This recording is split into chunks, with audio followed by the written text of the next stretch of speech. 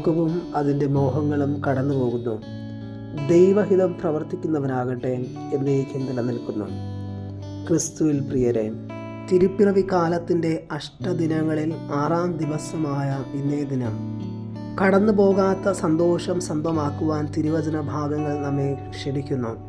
അതിന് നമുക്ക് മാതൃകയായി സുവിശേഷം അന്ന എന്ന പ്രവാചകയെ നമുക്ക് മുമ്പിൽ അവതരിപ്പിക്കുന്നു.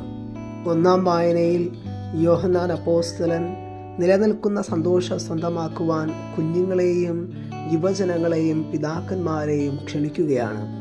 ലോകത്തെയോ ലോകത്തിലുള്ള വസ്തുക്കളെയോ സ്നേഹിക്കാതെ പിതാവായ ദൈവത്തെ മാത്രം സ്നേഹിക്കുവാൻ യോഹന്നാൻ എല്ലാവരോടും ഉദ്ബോധിപ്പിക്കുന്നു. സുവിശേഷത്തിൽ എല്ലാ കാര്യങ്ങളിലും ദൈവത്തെ പ്രീതിപ്പെടുത്താൻ പരിശ്രമിച്ച അന്ന പ്രവാചകയെ നാം കണ്ടുമുട്ടുന്നു. സഖറിയായ്ക്കൊപ്പം എലിസബത്തിനെയും അവതരിപ്പിച്ചു തുടങ്ങിയ ലൂക്കായുടെ ശൈശവ വിവരണം അവസാനിക്കുമ്പോൾ ശിമിയോൻ പ്രവാചകനൊപ്പം അന്ന എന്ന പ്രവാചകയെയും അവതരിപ്പിക്കാൻ ലൂക്ക ശ്രദ്ധിക്കുന്നു. സ്ത്രീയും പുരുഷനും ഒരുപോലെ ദൈവമക്കളും ദൈവകൃപയുടെ അവകാശികളുമാണെന്നുള്ള സത്യമാണ് ലൂക്ക ഇതിലൂടെ നമുക്ക് മുൻപിൽ അവതരിപ്പിക്കുന്നത്. അന്നയെപ്പറ്റി സുവിശേഷം നൽകുന്ന സൂചന അവൾ ആശേർ വംശജയും ഫനുവേലിൻ്റെ പുത്രിയും എന്നാണ്. ആശേർ എന്ന പദത്തിന് ഭാഗ്യവതി എന്നും ഫനുവേൽ എന്ന പദത്തിന് ദൈവത്തിൻ്റെ മുഖം എന്നുമാണ് അർത്ഥം. ഫനുവേലിൻ്റെ പുത്രിയായ അന്ന തീർച്ചയായും ഭാഗ്യവതിയാകുന്നത് ദൈവത്തിൻ്റെ മുഖം നേരിട്ട് ദർശിച്ചുകൊണ്ടാണ്. അതിനവളെ സഹായിച്ചത് അവളുടെ പ്രാർത്ഥനാനിരതമായ ജീവിതമായിരുന്നു. 3 കാര്യങ്ങൾ അന്നയുടെ ജീവിതത്തിൽ നമുക്ക് മനസ്സിലാക്കുവാൻ സാധിക്കും. ഒന്നാമതായി, സ്ഥിരോത്സാഹത്തോടുകൂടി അവൾ ദൈവസന്നിധിയിലായിരുന്നു.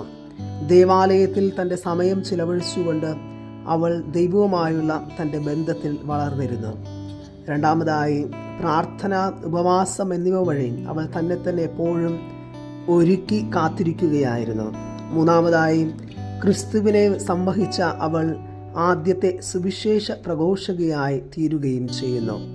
ദൈവത്തിൻ്റെ മുഖം നേരിട്ട് ദർശിച്ച് യഥാർത്ഥ ഭാഗ്യവതിയായി തീർന്ന അന്നായെപ്പോലെ നമുക്കും ദൈവദർശനത്തിനു വേണ്ടി നമ്മെ തന്നെ ഒരുക്കുവാനായി പരിശ്രമിക്കാം. സ്ഥിരോത്സാഹത്തോടുകൂടിയുള്ള ആത്മീയ ജീവിതവും പ്രാർത്ഥന, ഉപവാസം തുടങ്ങിയ ആത്മീയ ഒരുക്കങ്ങളിലൂടെയും ക്രിസ്തുവിനെ വ്യക്തിപരമായി കണ്ടുമുട്ടി ക്രിസ്തുവിൻ്റെ സുവിശേഷവാഹകരായി അന്നായെപ്പോലെ നമുക്കും മാറാം. അപ്രകാരം 1-ാം വായനയിൽ യോഹന്നാൻ നമ്മെ ഓർമ്മിപ്പിച്ച ദൈവഹിതം പ്രവർത്തിക്കുന്നവരായി എന്നും നിലനിൽക്കുന്ന സന്തോഷം സ്വന്തമാക്കി അന്നായെപ്പോലെ യഥാർത്ഥ ഭാഗ്യമുള്ളവരായി തീരാം. ദൈവം നമ്മെ സമൃദ്ധമായി അനുഗ്രഹിക്കട്ടെ.